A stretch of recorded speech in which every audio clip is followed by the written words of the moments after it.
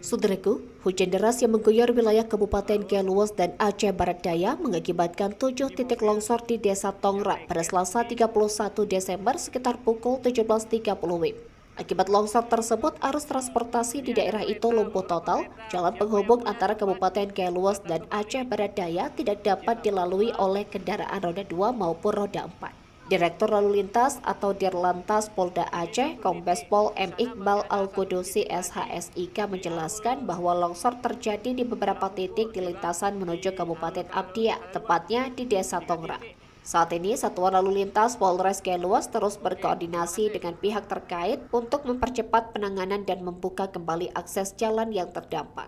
Dari Aceh Tenggara, Asnawi Lui, Tribun Gayo.